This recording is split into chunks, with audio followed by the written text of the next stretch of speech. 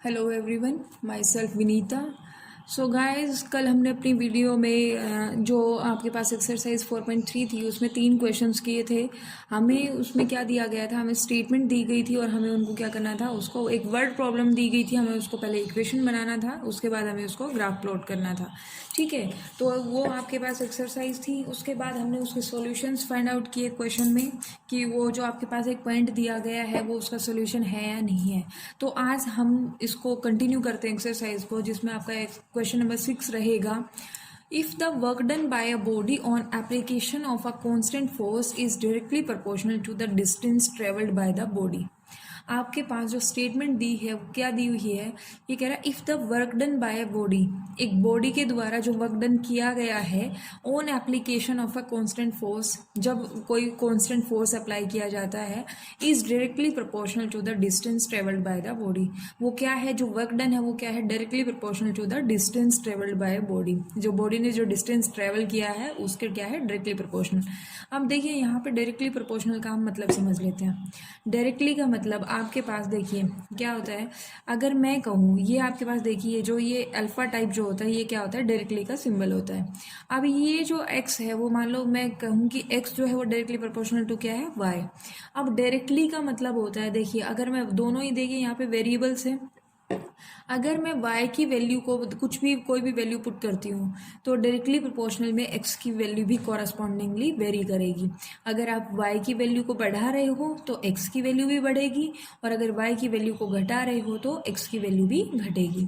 तो ये आपके पास क्या है, ये आपके पास डायरेक्टली प्रोपोर्शनल का मतलब होता है। ठीक है, अब इसी के साथ आपने साइंस में पढ़ा होगा डायरेक्टली प्रोपोर्शनल होता है कि इन्वर्सली प्रोपोर्शनल होता है। इन्वर्सली में आपके पास होता है x is inversely proportional to 1/y, इस तरीके से होता है।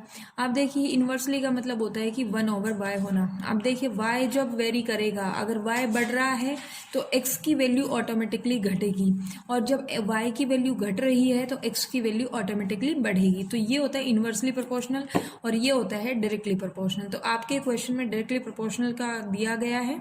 ठीक है, तो हम उसी को समझते हैं। देखिए उसने कहा वर्क डन जो है वो डायरेक्टली प्रोपोर्शनल टू किसके हैं, distance travelled by the body. अब आप यहाँ पे क्या करोगे, वर्क डन है, डिस्टेंस आपका हम क्या करेंगे, यहाँ सबसे पहले अज्यूम करेंगे, लेट जो डिस्टेंस है, let distance travelled by the body, travelled by the body, इसको हम क्या मान लेते हैं, बाय द बॉडी बी। आप इसको क्या मानोगे, X, and work done B, ये वर्क डन को आप क्या मानोगे, यहाँ पे इसको मान लेना आप वाई। ठीक है, ये आपने लिया। उसने कहा एक कांस्टेंट फोर्स अप्लाई किया है, उस कांस्टेंट को आप फोर्स को आप क्या करोगे, कांस्टेंट फोर्स जो है उसको आप क्या मान लो, के मान लो। कांस्टेंट फोर्स इक्वल्स टू आपके पास क्या है, के, ये आपके पास है। ठीक है, तो आपने क्या किया, लेट जो डिस्टेंस है उसको आपने क्या माना, एक्स, और जो वर्क डन है उसको माना आपने वाई। अब अकॉर्डिंग टू क्वेश्चन अगर हम बात करें, जो स्टेटमेंट जो गिवन है उसी के अकॉर्डिंग हम बात करते हैं। तो देखिए क्या दिया हुआ है, उसने कहा work done by a body on application of a constant force is directly proportional to the distance travelled by the body. जो आपके पास वर्क डन है दैट मीन्स वाई जो है वो डायरेक्टली प्रोपोर्शनल क्या है, आपका डिस्टेंस के, डिस्टेंस क्या है और एक्स है। ठीक है, Y is directly proportional to X है। ये सिर्फ मैंने समझाने के लिए आपको बताया है कि डायरेक्टली और इनवर्सली का मतलब क्या होता है। ठीक है, अब अकॉर्डिंग टू क्वेश्चन अगर हम सोल्व करें तो वाई जो है वो डायरेक्टली प्रोपोर्शनल टू क्या है, एक्स है। अब ये प्रोपोर्शनलिटी का जो साइन है उसको हम हटाने के लिए कोई कांस्टेंट लाते हैं, और इसमें क्या किया उसने, कांस्टेंट फोर्स का काम किया है। तो ये क्या हो जाएगा, जब यहाँ से हम इक्वल टू का साइन लेंगे तो ये क्या होगा, के इंटू एक्स। ये आपके पास साइंस में भी आता है। ठीक है, तो y क्या है आपके पास, k इंटू एक्स हो गया। अब देखिए यहाँ पे आपके पास आगे भी स्टेटमेंट दी गई है, express this in the form of equation in two variables and draw the graph of the same by taking the constant force as 5 units. जो कांस्टेंट फोर्स है उसकी वैल्यू कितनी दी गई है, 5 यूनिट। दैट मीन्स k की value जो है वो कितनी है, 5 यूनिट है। तो y जो है वो क्या आपके पास इक्वेशन बनी, 5x, ये आपके पास एक इक्वेशन बन गई है। ठीक है। तो अब देखिए आपके पास क्या क्या वैल्यूज़ आई है। तो अब आपके पास एक इक्वेशन हो गई। अब हमें सबसे पहले क्या करना होता है, इसका ग्राफ प्लॉट करना होता है। उसके लिए हमें एक टेबल की ज़रूरत होगी। दैट मीन्स अगर मैं आपके पास x की वैल्यू अगर मैं 0 पुट करती हूँ, अगर x 0 है तो देखिए वैल्यू क्या आती है। व्हेन x इक्वल्स टू 0 तो y क्या होगा आपके पास 0, क्योंकि 5 इंटू 0 करेंगे तो 0 आ जाएगा। When x equals to 1, x की वैल्यू जब 1 है तो ये क्या हो जाएगा, y कितना हो जाएगा 5 इंटू 1 दैट इज़ 5। और जब x की वैल्यू 2 है, व्हेन x इक्वल्स टू 2 तो ये क्या आ जाएगा y इक्वल्स टू 5 इंटू 2, तो ये आपके पास कितना आ गया 10। ठीक है। तो अब देखिए ये आपने वैल्यूज जब सोल्व कर ली है तो आपके पास 3 पॉइंट आ गए। तो इन्हीं के कॉरस्पॉन्डिंग हम क्या करेंगे, एक टेबल बनाएंगे। x क्या है और y क्या है। x की वैल्यू 0 पे y की वैल्यू कितनी है 0। x की वैल्यू जब हमने 1 पुट की तो y की वैल्यू कितनी है 5। और जब x की वैल्यू 2 पुट की तो y की वैल्यू कितनी है 10। ठीक है। तो ये हमारे पास एक टेबल बन गई। अब हमारे पास टेबल आ गई है और हमें अब करना क्या है, ग्राफ प्लॉट करना है। तो इसका ग्राफ प्लॉट करें, मैं रफली प्लॉट कर रही हूँ, आपको प्रॉपर तरीके से ग्राफ पेपर को इसको प्लॉट करना होगा। ठीक है। तो ये आप इसका ग्राफ प्लॉट कर देंगे। ये आपके पास है, ये आपकी एक्स एक्सिस, ये एक्स है, ये ओरिजिन, ये एक्स डैश, ये वाई है और ये नीचे आपके पास क्या है वाई डैश है। ठीक है। अब यहाँ पे नंबरिंग कीजिए, आपके पास नंबरिंग है वो देख लेते हैं क्या क्या है। अब देखिए जो वर्क डन है वो क्या है वाई है। ठीक है। और डिस्टेंस क्या है x है। तो x की वैल्यू आपके पास यहाँ पे होगी, x एक्सिस पे हम ले लें, ये आपका क्या होगा, ये किसको डिनोट करेगा, डिस्टेंस को डिनोट करेगा। और ये आपके पास क्या होगा, ये आपका क्या होगा, वाई एक्सिस किसको डिनोट कर रहा है, वर्क डन को डिनोट कर रहा है। तो आपके पास पॉइंट्स जो आए वो 0 0 1 5 और 2 10 आए हैं।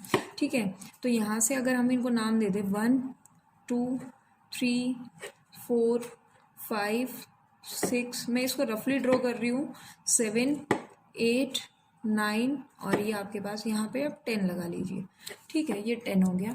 यहाँ पे क्या है 1 2 3 4, इस तरीके से आपने इनको लिख लिया है। ठीक है।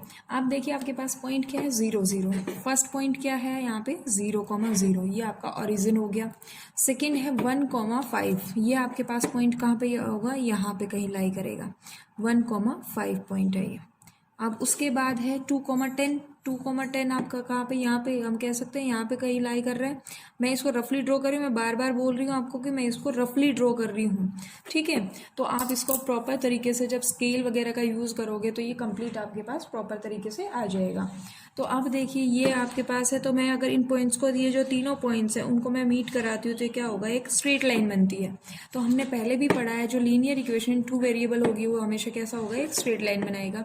तो ये क्या हो गया y इक्वल्स टू 5x, ये आपके पास ग्राफ प्लॉट हो गया है y equals to 5x equation का।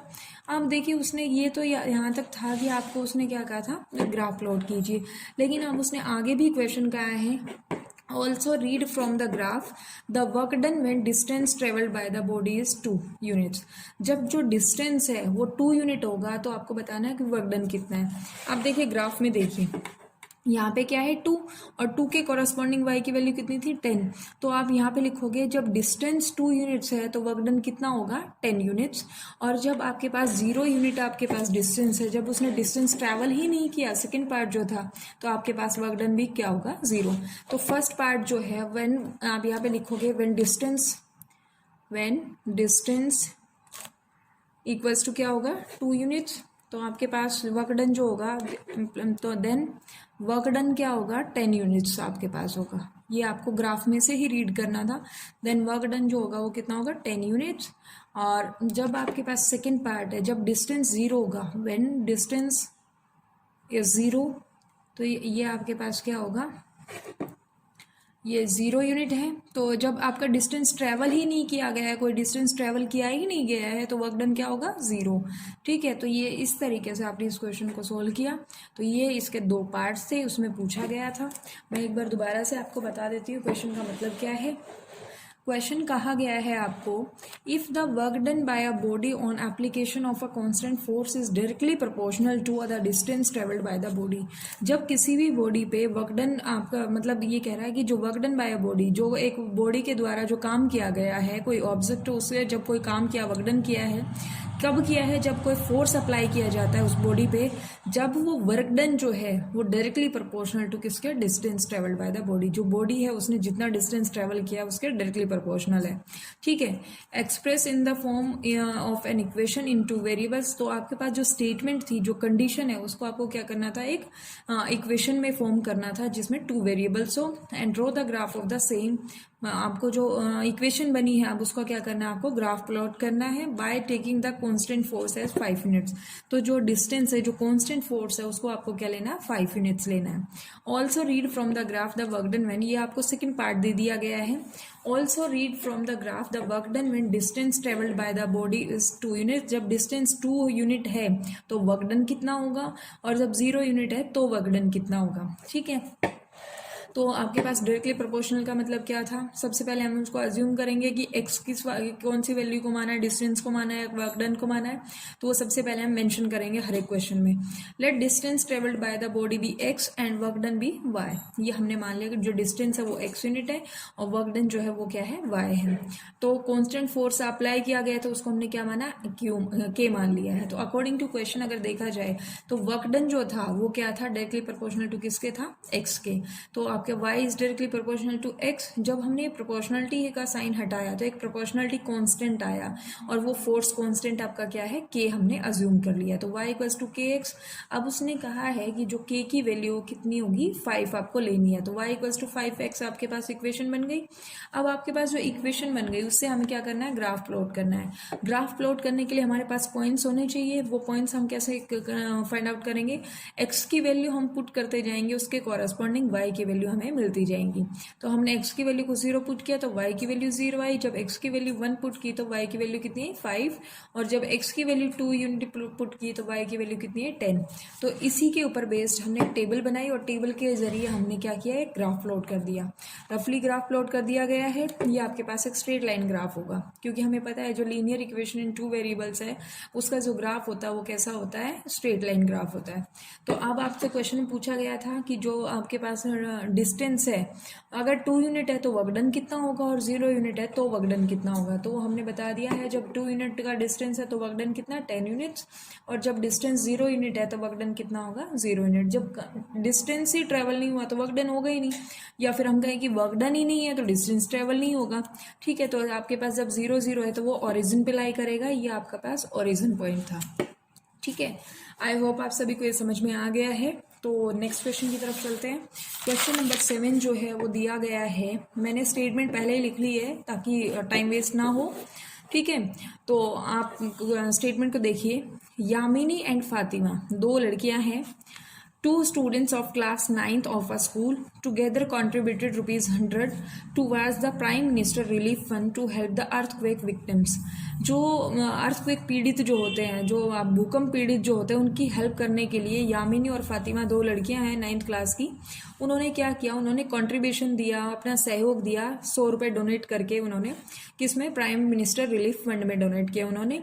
Right a linear equation which satisfy the data. जो आपको इसका स्टेटमेंट का यूज करके, इस कंडीशन का यूज करके आपको एक इक्वेशन बनानी है और draw the graph of the same. और आपको क्या करना है? ग्राफ ड्रॉ करना है। तो सबसे पहले हम इसको अज्यूम करेंगे। Late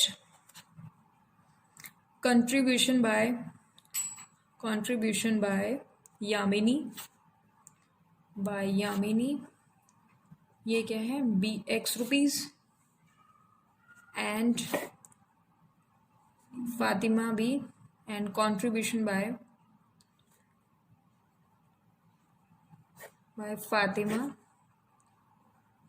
B ₹x, sorry y। Yamini ने जो आपके पास कंट्रीब्यूशन दिया वो कितने का दिया? x का। और कंट्रीब्यूशन बाय फातिमा ये कितना? ₹y। अब उसने कहा है 2 students of class 9th of a school together. यहाँ पे मेंशन किया टुगेदर का मतलब है दोनों को ने साथ किया है। तो अकॉर्डिंग टू क्वेश्चन, अगर x और y, ये टुगेदर का मतलब होता है प्लस करना, x प्लस y क्या होगा? 100 के बराबर होगा। ठीक है, ये आपके पास एक इक्वेशन बनी। तो इसने कहा है right a linear equation which satisfy the data. हमने लीनियर इक्वेशन बना दी ली है। अब आपको क्या करना है, draw the graph of the same, आपको ग्राफ भी प्लॉट करना है। जब तक आपको ना कहा जाए कि ग्राफ प्लॉट करना है नहीं करना है, तब तक आप अपनी मर्जी से कुछ नहीं करोगे। अगर क्वेश्चन में कहा गया है कि ग्राफ प्लॉट कीजिए तो आपको करना है, अदरवाइज क्वेश्चन में ग्राफ प्लॉट नहीं करना है।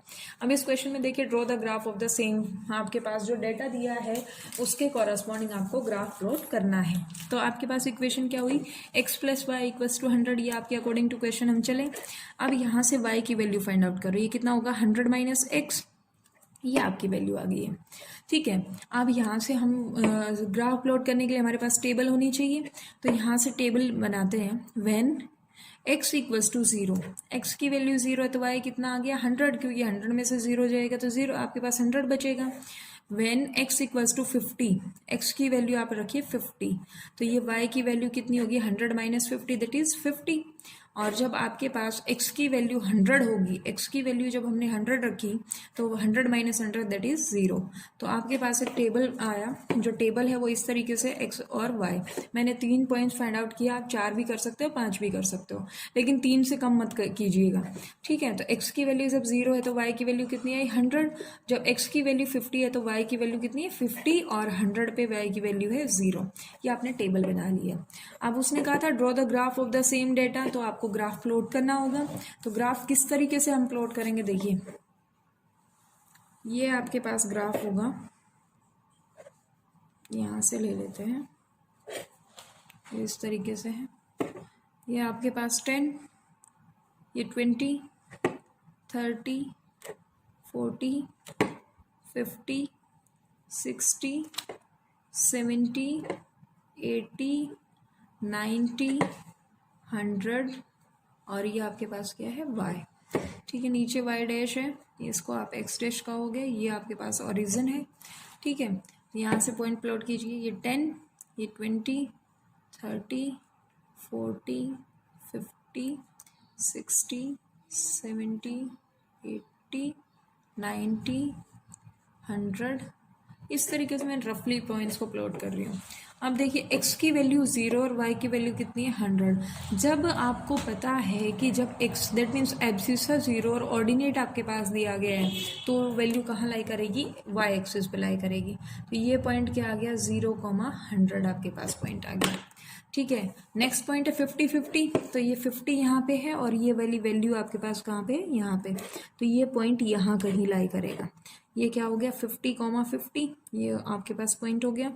देन नेक्स्ट जो पॉइंट है वो कितना है 100 और 0 का, तो ये आपके पास 100, 0 आपके पास पॉइंट आ गया। तो इसको हम अगर ज्वाइन करते हैं तो देखिए ज्वाइन करेंगे तो कैसे होगा, ये आपने इसको इस पॉइंट से ज्वाइन किया, फिर आपने इसको यहाँ से ज्वाइन किया, तो देखिए ये एक स्ट्रेट लाइन ग्राफ बन रहा है। ठीक है, तो स्ट्रेट लाइन यहाँ पे आप मेंशन करोगे, ये किसका ग्राफ है x + y = 100 का। इतना ही आपको काम करना था। देखिए मैं दोबारा से इस क्वेश्चन को दोबारा से समझा रही हूँ, आप देखिए इसको ध्यान से। Yamini and Fatima, 2 students of class 9th of a school, एक स्कूल की 9th क्लास की 2 लड़कियां हैं, यामिनी और फातिमा, टुगेदर कॉन्ट्रीब्यूटेड ₹100। उन्होंने कॉन्ट्रीब्यूशन किया कितने रुपए का, 100 रुपये का। अब वो कॉन्ट्रीब्यूशन जो 100 रुपये का किया है वो दोनों ने मिल के किया है। ठीक है, अकेली ने नहीं किया, दोनों यामिनी और फातिमा दोनों ने मिल के किया है। Towards the prime minister's relief fund to help the earthquake victims, जो भूकंप पीड़ित जो लोग होते हैं उनकी सहायता करने के लिए उन्होंने प्राइम मिनिस्टर जो रिलीफ फंड है उसमें उन्होंने कंट्रीब्यूशन किया। अब आपको कहा गया right a linear equation which satisfy the data, आपको एक लीनियर इक्वेशन लिखनी है जो कि डाटा को सेटिस्फाई करे, और draw the graph of the आपके पास सेम, और आपको क्या करना है ग्राफ ड्रॉ करना है। अब देखिए सबसे पहले हमने किया let the contribution by Yamini be ₹x and contribution by Fatima be y। ये आप देख सकते हो, यहाँ से आप कॉन्ट्रीब्यूशन ऑफ फातिमा आप y x पुट कर सकते हो, वो आपकी मर्जी, यहाँ पे कौन सा नाम लेते हो। ठीक है, अकॉर्डिंग टू क्वेश्चन दोनों ने मिलके किया था, दैट मीन्स आपको दोनों का सम करना है, और जो कि हो जाएगा x + y = 100। तो यहाँ से जो इक्वेशन बनी उससे हम y की वैल्यू निकाल लें, वो कितनी होगी 100 - x।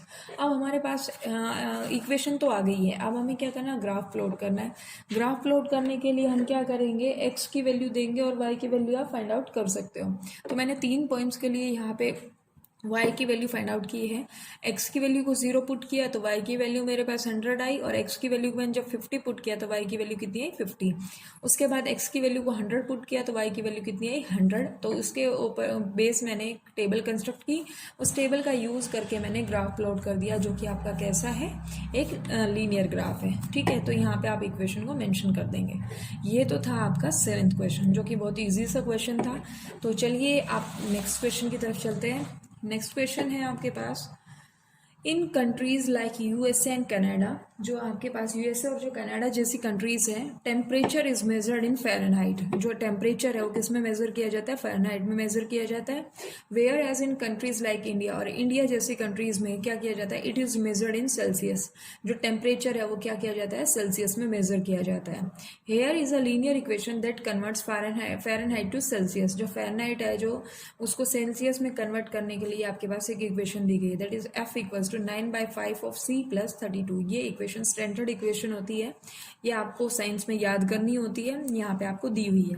ठीक है, फ़ारेनहाइट को सेल्सियस में कन्वर्ट किया गया है, that converts Fahrenheit to Celsius. ठीक है, अब आपसे पहले जो पार्ट पूछा गया है वो दिया गया है, draw the graph of the linear equation above using Celsius for x axis and Fahrenheit for y axis. तो सबसे पहले आपको क्या करना है, ग्राफ ड्रॉ करना है, जो कि आपको यहाँ पास x एक्सिस को किससे डिनोट करना है, सेल्सियस से, और फ़ारेनहाइट को किससे डिनोट करना है, y एक्सिस से।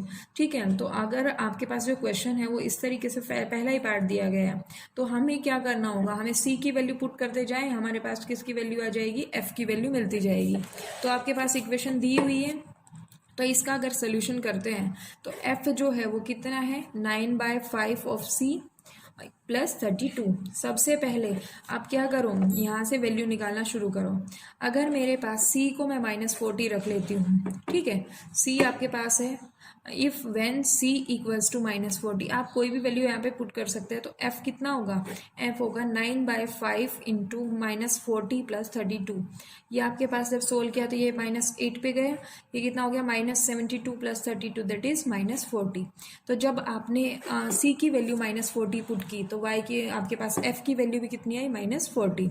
आप c की वैल्यू को 0 पुट कीजिए, व्हेन c इक्वल्स टू 0, तो ये वैल्यू कितनी आएगी, f की वैल्यू आएगी 9/5 इंटू 0 प्लस 32। तो ये क्या हो जाएगा, यहाँ से 32। ठीक है, तो ये आपके पास सेकेंड पॉइंट आ गया। थर्ड पॉइंट आप पुट कीजिए, व्हेन c, आप कोई भी वैल्यू ले लीजिए, c की वैल्यू 40 रख लो, 20 रख लो, कुछ भी रख लीजिए, 20 रख लेते हैं। c की वैल्यू हमने 20 रखी, तो y की f की वैल्यू कितनी आई, 9/5 इंटू 20 प्लस 32। ये आपका यहाँ पे कितने पे गया, कैंसिल हुआ 4 पे, और ये कितना हो गया, 9 4 से 36, 36 प्लस 32, दैट इज आपके पास हो गया 68। ये थर्ड पॉइंट आ गया। अब देखिए आपके पास टेबल होगी, टेबल कैसी होगी, C और F ये आपके पास है। C आपके पास जब -40 था तो आपके पास इसकी F की वैल्यू कितनी आई, -40। C जब 0 था तो आपके पास F की वैल्यू आई 32, और जब C 20 था तो आपके पास F की वैल्यू आई 68। टेबल बन गई है, आपको ग्राफ बनाना है, तो आप ग्राफ खुद से प्लॉट कीजिएगा। अगर नहीं समझ में आता है तो आप कमेंट सेक्शन में हमें बता सकते हैं, मैं कोशिश करूँगी कि मैं उसको प्लॉट करूँ। ठीक है, तो आपके पास फर्स्ट पार्ट था ग्राफ का, तो ग्राफ आपके पास क्या होगा, मैं यहाँ पे लिख देती हूँ, ग्राफ जो होगा वो आपको खुद से बनाना है, that is do your self या प्लॉट योर सेल्फ।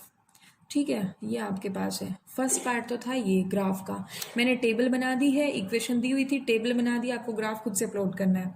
अब सेकंड पॉइंट जो है वो देखिए, कहा गया है, if the temperature is 30 degree Celsius, जो टेम्परेचर है वो कितना है, 30 डिग्री सेल्सियस है। What is the temperature in Fahrenheit, आपको फ़ारेनहाइट में बताना है कि क्या होगा।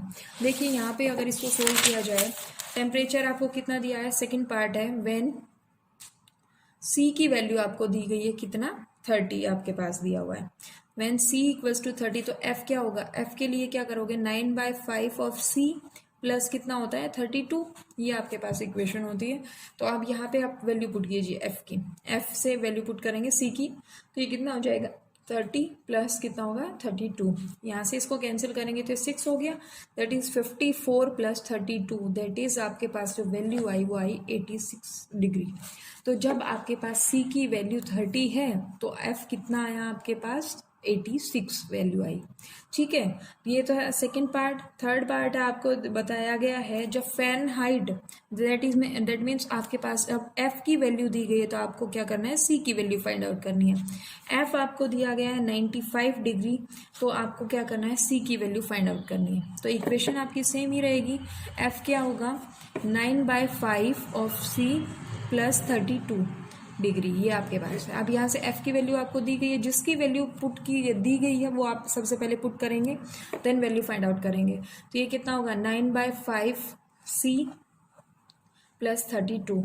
अब इसको सोल्व कीजिए, ये क्या होगा, ये 32 इधर आ जाएगा LHS साइड, ये हो जाएगा 95 degree minus 32 degree equals to 9/5 of C, ये आपके पास value I.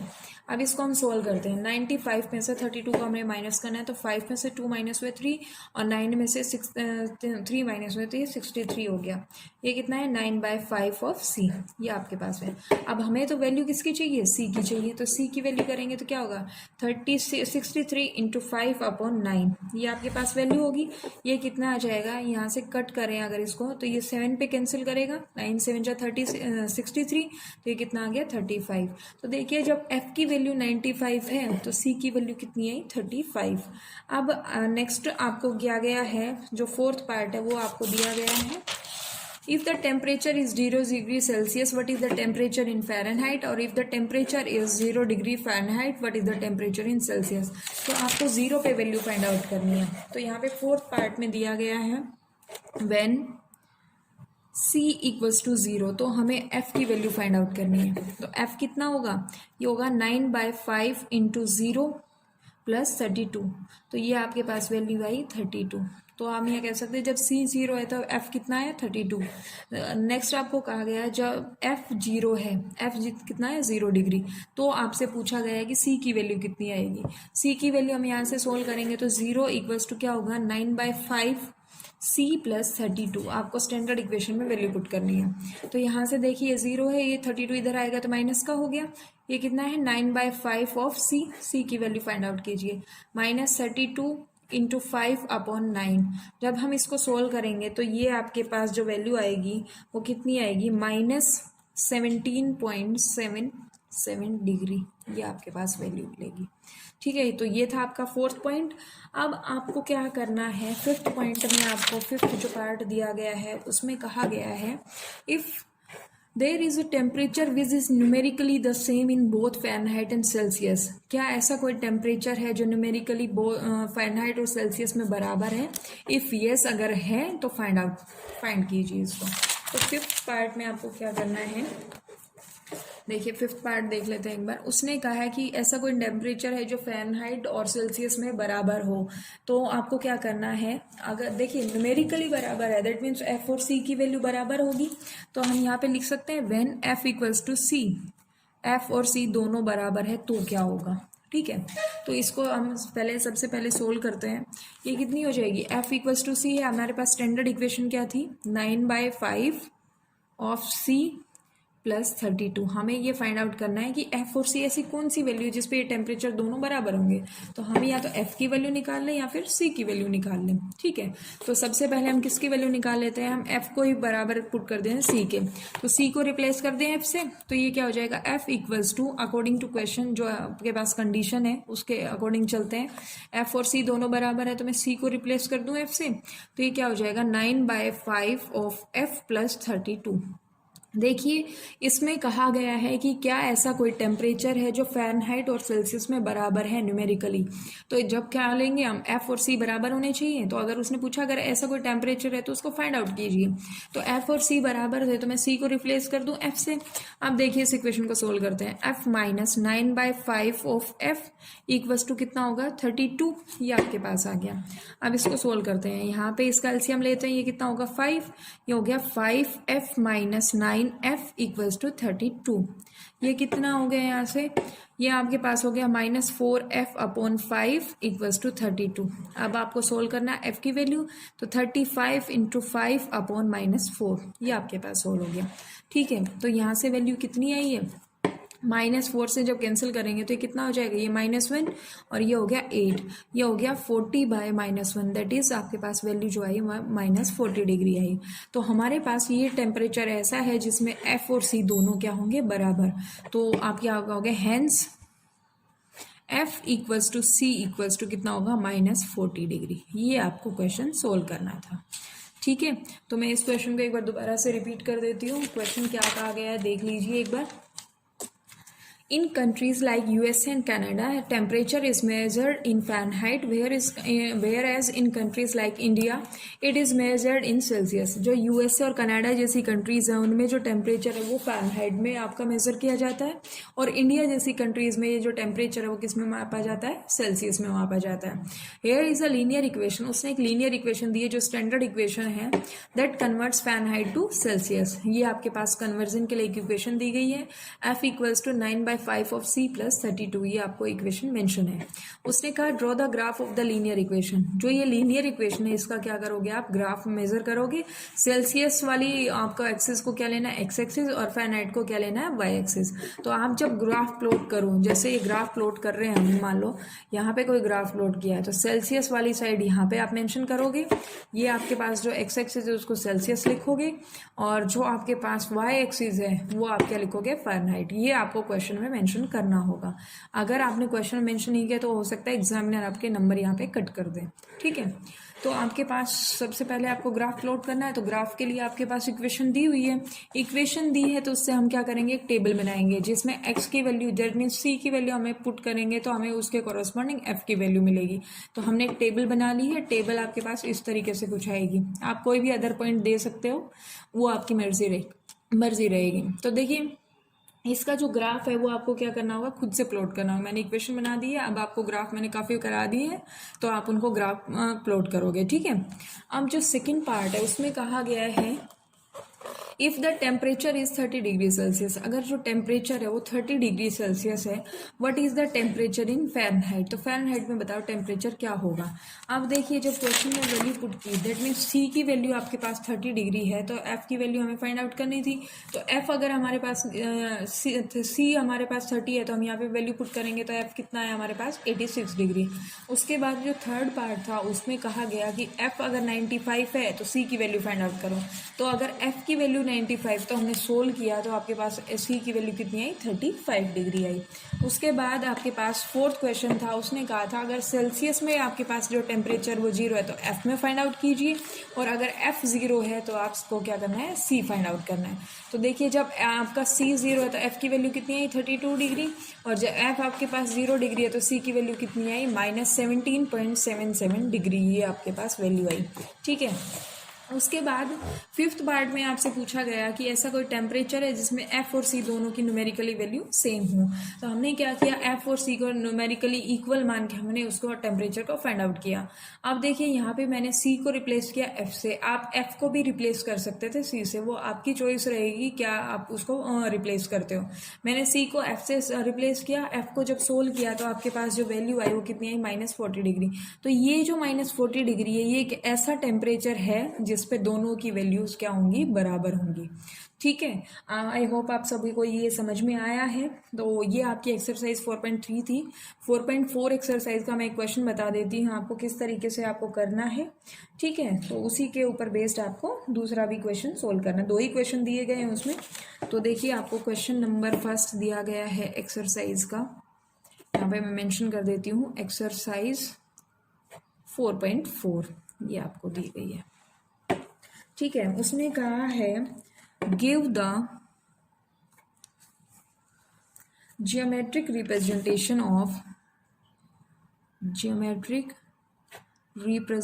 Of y equals to 3 as an equation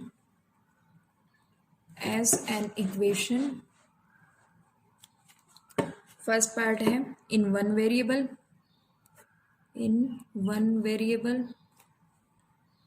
और जो सेकंड है वो आपको कहा गया है इन टू वेरिएबल्स।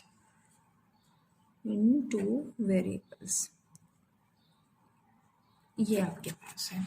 तो देखिए सबसे पहले आपको क्या करना है, वन वेरिएबल में इक्वेशन को रिप्रेजेंट करना है। तो सबसे पहले हम उसका फर्स्ट पार्ट कर लेते हैं। फर्स्ट पार्ट क्या है, in one variable y equals to 3 को रिप्रेजेंट करना है। तो देखिए वन y इक्वल्स टू 3 आपका कैसे रिप्रेजेंट होगा। आपके पास दो एक्सिस होती है, एक एक्स एक्सिस होती है और दूसरी क्या होती है, y एक्सिस होती है। तो एक्स एक्सिस तो आपको यहाँ पे रिप्रेजेंट करना नहीं है, आपको y इक्वल्स टू 3 का कंसेप्ट आपको रिप्रेजेंट करना है। तो देखिए मैं अगर y एक्सिस को रिप्रेजेंट करती हूँ इस तरीके से, ये आपके पास y है और ये क्या है, y डैश है। ठीक है, आप दोनों भी एक्सिस बना सकते हो, उसमें कोई प्रॉब्लम नहीं है। तो ये आपके पास है। अब देखिए यहाँ पे मैं मान लेती हूँ ये आपका क्या है, ये ओरिजिन है। ठीक है, यहाँ से आपके पास लाइन आई तो ये आपका ओरिजिन पॉइंट था। ये आपके पास क्या है 1, ये आपके पास है 2 और ये क्या है आपका 3। तो इस पॉइंट को आप क्या कहोगे, y इक्वल्स टू 3। ये आपका वन वेरिएबल में हमने रिप्रेजेंट कर दिया। ठीक है, आपके पास ये एक्सिस थी इस तरीके से। अब हमें उसको डबल वेरिएबल में बनाना नहीं है, हमें वन वेरिएबल में उसको रिप्रेजेंट करना था, तो इसीलिए मैंने उसको लिखा नहीं था। ठीक है, तो ये जो पॉइंट होगा, ये वाला पॉइंट जो होगा वो क्या होगा, y इक्वल्स टू 3 का पॉइंट होगा। ये तो था आपका वन वेरिएबल में। अब आपको क्या करना है, टू वेरिएबल में इसको रिप्रेजेंट करना है। तो देखिए आपको इसको एक लाइन, सिंगल लाइन से रिप्रेजेंट करोगे आप, मैंने इसको डबल लाइन में बना के दिखा दिया है।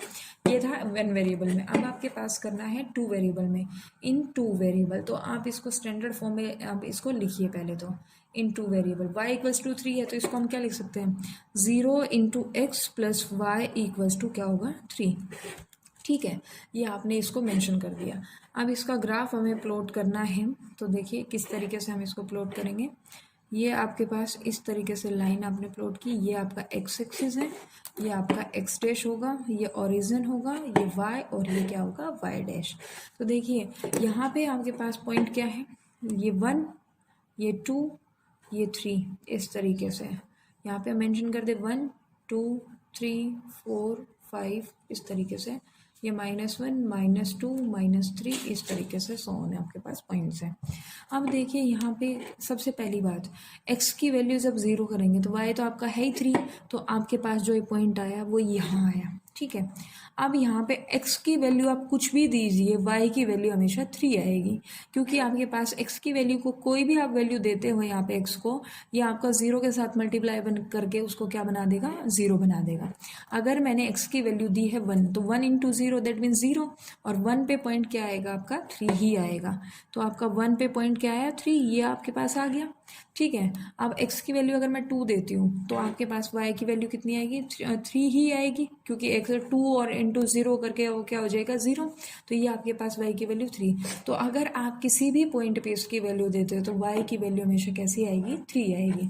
तो अगर मैं यहाँ पे इसको रिप्रेजेंट करना चाहूँ तो ये आपके डॉट डॉट में लगाना चाहूँ, ये आप कॉरेस्पॉन्डिंगली इन पॉइंट्स के आप वैल्यू पुट कर रहे हो। ठीक है, तो रफली मैं इसको बना रही हूँ, तो अगर मैं इनको ज्वाइन करूँ तो ये आपके पास एक स्ट्रेट लाइन आती है, नहीं आती, और ये किसकी इक्वेशन होगी, y इक्वल्स टू 3 की इक्वेशन होगी। ठीक है, आई होप आप सबको ये समझ में आया टू वेरिएबल्स में आपको कैसे करना है। आपको सबसे पहले उस इक्वेशन को क्या करना है, स्टैंडर्ड फॉर्म में रिप्रेजेंट करना है। स्टैंडर्ड फॉर्म हमारी ax plus by plus c equals to 0 होती है, तो हमने उसको लिख लिया इस तरीके से। अब देखिए यहाँ पे क्या है, y इक्वल्स टू 3 का केस था, तो 0 इंटू एक्स आपके पास है। x की वैल्यू आप कोई भी देते हो, y की वैल्यू हमेशा क्या आएगी, 3, क्योंकि x का जो कॉफिशिएंट है वो क्या है, 0। दैट मीन्स अगर कोई भी वैल्यू है तो वो उसको क्या बना देगी, 0 बना देगी। ठीक है, तो इस तरीके से हमने इसको टू वेरिएबल्स में रिप्रेजेंट कर दिया। अब जो नेक्स्ट क्वेश्चन है वो देखिए क्या है, इसी का सेकंड पार्ट है 4.4 का। सेकंड है आपके पास है, give the geometric representation. Second question is give the geometric representation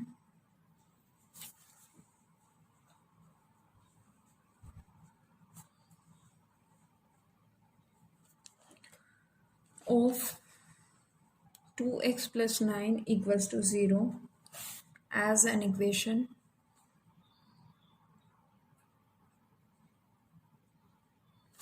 first is in one variable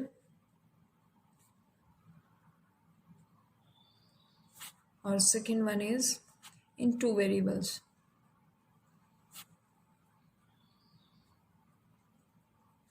ये आपके पास क्वेश्चन है।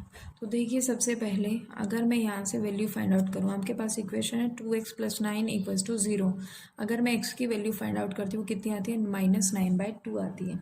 ठीक है, -9/2 के मतलब क्या होता है, -4.5 आपके पास है। ठीक है, अब हमें सबसे पहला क्या करना है, इन वन वेरिएबल इसको रिप्रेजेंट करना है। आपके पास ये एक्स एक्सिस होती है, हम इसको वन वेरिएबल में रिप्रेजेंट कर रहे हैं। ये आपके पास नंबर लाइन होती है।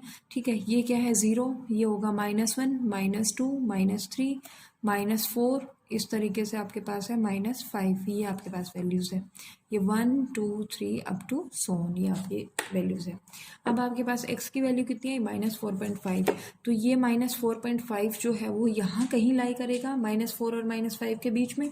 ठीक है, तो यहाँ पे जो पॉइंट आएगा, बिल्कुल मिड में जो पॉइंट आएगा वो क्या होगा, x = -9/2। ठीक है, तो इसको हमने single variable that is one variable में इसको रिप्रेजेंट कर दिया। अब आपके पास है टू वेरिएबल में आपको रिप्रेजेंट करना है। तो 2x + 9 = 0, ये आपका सेकेंड पार्ट हम करें टू वेरिएबल्स वाला।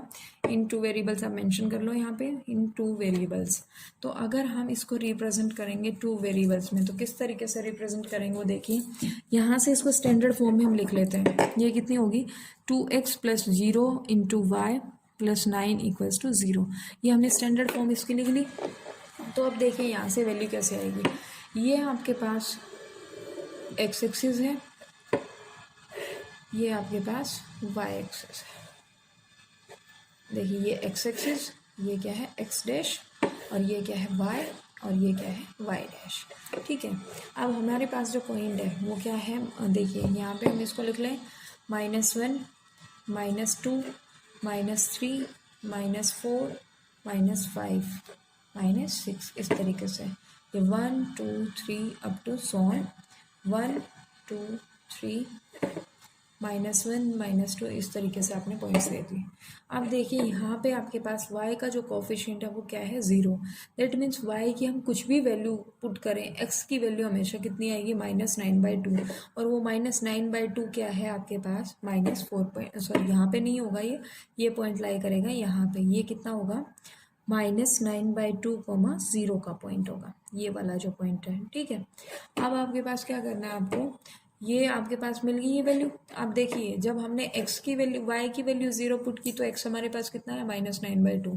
अगर हम y की वैल्यू 1 भी पुट कर लेते हैं, 1 पुट करेंगे तो देखिए x की वैल्यू कितनी आएगी, वही सेम एज इट इज़ आपके पास आएगी 9/2। क्योंकि आपके पास वैल्यू तो आपके, अगर y का कोफिशिएंट ही 0 है तो आप y की वैल्यू कोई भी पुट करते रहिए, आपके पास वैल्यू तो हमेशा क्या आएगी, 0। ठीक है, तो ये आपने 1 पुट किया तो -9/2 आ गया, 2 पुट किया तो भी आपके पास 9/2 आएगा, और 3 पुट किया तो -9/2। और अगर मैं -1 भी पुट करती हूँ तो फिर से ये ऐसे ही सेम एज इट इज़ इसी तरीके से ये लाइन बनती रहेगी। ठीक है, तो अगर मैं इन पॉइंट्स को मिला देती हूँ तो ये पॉइंट्स कैसे आ जाएंगे, ये पॉइंट जो आएंगे वो एक स्ट्रेट लाइन बनाएंगे। दैट मीन्स ये आपके पास इस तरीके से लाइन बनी है।